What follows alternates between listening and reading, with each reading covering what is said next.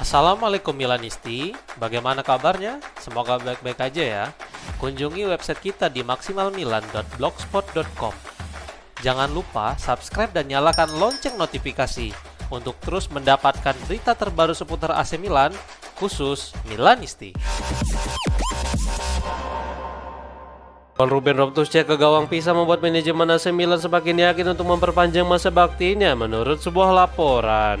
Ruben telah mencetak 2 gol dalam 2 pertandingan terakhir ketika dirinya mengisi peran sebagai penyerang tengah akibat para penyerang mengalami cedera. Hal ini membuat Massimiliano Allegri memiliki harapan baru untuk lini depan, dan sang pelatih juga semakin berharap agar gelandang Inggris itu dapat bertahan lebih lama. Sepanjang musim ini, Allegri telah menempatkan Ruben sebagai penyerang tengah, baik itu sebagai starter maupun pemain pengganti, dan sejauh ini dia mampu memenuhi ekspektasi. Selain itu, Ruben juga mampu bermain di berbagai posisi pada lini tengah, sehingga hal itu membuat dirinya sebagai pemain serbaguna bagi Allegri. Milanis mengutip Tuttosport yang melaporkan bahwa gol ke gawang Pisa telah memperbesar peluangnya untuk mendapatkan tawaran perpanjangan kontrak dari manajemen. Rossoneri sedang berdiskusi dengan rombongan Ruben, dan penampilannya akhir-akhir ini membuat manajemen semakin yakin dengan langkah untuk memperpanjang kontraknya itu.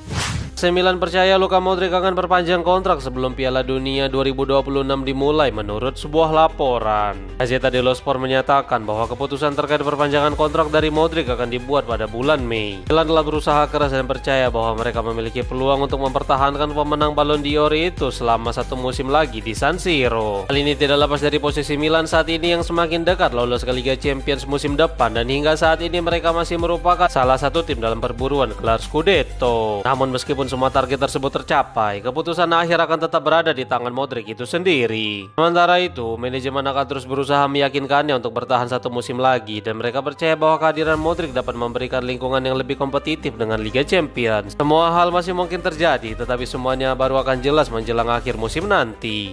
Jerry Cardinale kembali terlihat berada di Milanello, dan dia juga bertemu dengan petinggi AC Milan yang lain menurut sebuah laporan. Milanis melaporkan bahwa dalam beberapa jam terakhir, pemilik asal Amerika Serikat itu berada di Milanello kemarin bersama dengan petinggi lainnya seperti Zlatan Ibrahimovic, Giorgio Furlani, dan Iglitare. Ini adalah kunjungan kedua dari sang owner dalam sebulan terakhir, dengan yang terakhir dia datang pada 21 Januari lalu. Kemarin dia bertemu dengan para pemain dan staf teknis. Cardinale menghadiri pelatihan sambil berbincang dengan pelatih Massimiliano Allegri. Selain itu, dia juga meluangkan waktu untuk menyapa Kapten Mike Maignan sembari memberikan selamat atas pembaruan kontrak barunya. Untuk mengakhiri kunjungan tersebut, pemilik Redbird itu pun makan siang di Milanello bersama para petinggi klub yang lain. Tentu saja ini adalah kunjungan pertama sejak pelunasan hutang kepada Elliot, dan hal ini juga akan memberikan kesan yang kuat terhadapnya di kemudian hari.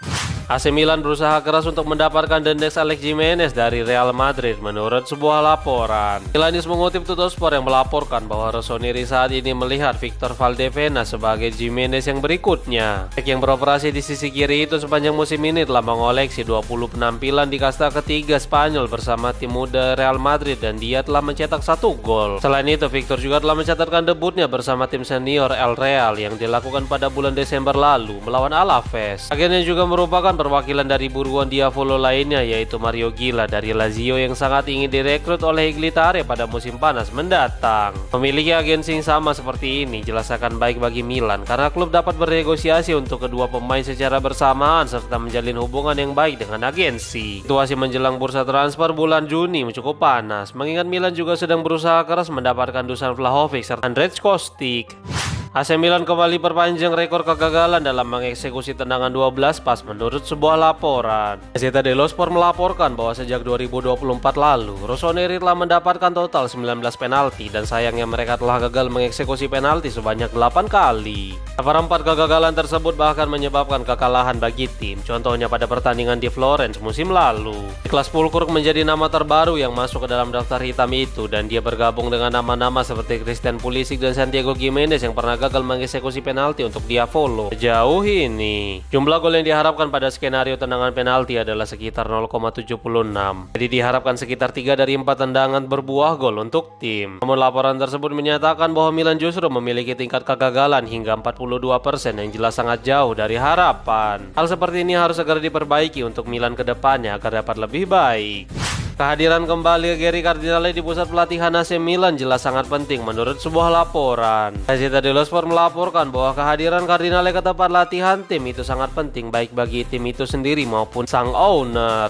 Ini adalah proses untuk menstabilkan keadaan dan di atas segalanya, ini akan mempertegas sentralitas yang ditempatkan di Milan dalam visi strategis kepemilikan. Selain itu, ini juga akan menjadi dorongan tersendiri kepada skuad Massimiliano Allegri untuk menyelesaikan pertandingan hingga akhir musim nanti. Hal ini menjadi penting karena Milan masih berada di dalam perburuan Scudetto dan Cardinale tampaknya telah memberikan semangat kepada para pemain untuk misi besar tersebut. Ini juga akan mempertegas keterlibatan dari Cardinale dalam proyek Diavolo, terutama setelah sekarang Elliot telah keluar sepenuhnya dari klub. Masih belum diketahui apa rencana Cardinale ke depannya setelah melunasi hutang, tetapi mari kita terus dukung kembali semua kebijakan baik untuk Milan kita yang tercinta.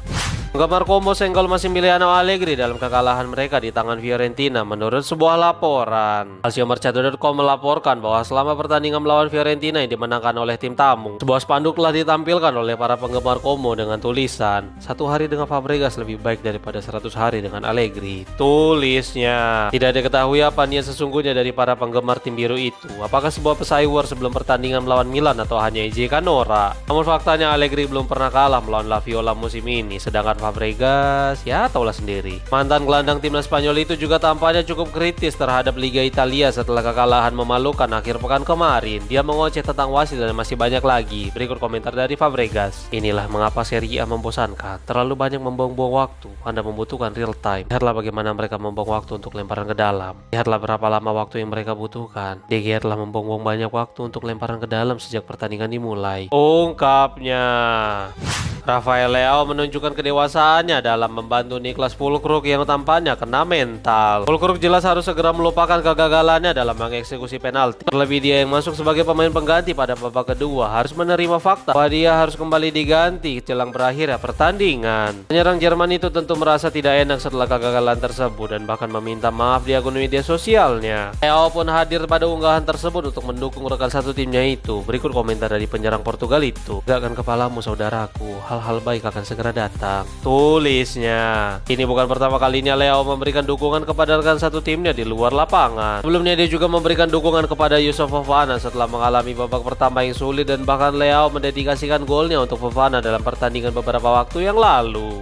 Alexis Saelemaekers kembali menjalani latihan secara mandiri jelang pertandingan melawan Como menurut sebuah laporan. Saelemaekers masih berjuang keras untuk pulih dari masalah pada aduktor dan dia terus berlatih secara terpisah sejak saat itu. Mantan gelandang Bolonya itu adalah pilihan utama untuk mengisi peran sayap kanan, tetapi hingga saat ini dia masih cedera meskipun kondisinya terus membaik. Kembalinya Saelemaekers jelas akan sangat diharapkan, tetapi tampaknya pertandingan beberapa hari ke depan menghadapi Como akan menjadi terlalu cepat baginya. Sekarang Milan News melaporkan bahwa sayap Belgia itu telah kembali berlatih secara mandiri dan masih menghindari latihan bersama rekan satu timnya yang lain. Masih ada cukup banyak waktu untuk pemulihan sang pemain jelang pertandingan tengah pekan ini, tetapi tampaknya Massimiliano Allegri tidak akan mengambil resiko apapun jika dia belum fit 100%. Hal ini tidak lepas dari pertandingan melawan Roma saat Saelemaekers dipaksakan bermain dan pada akhirnya cederanya semakin parah.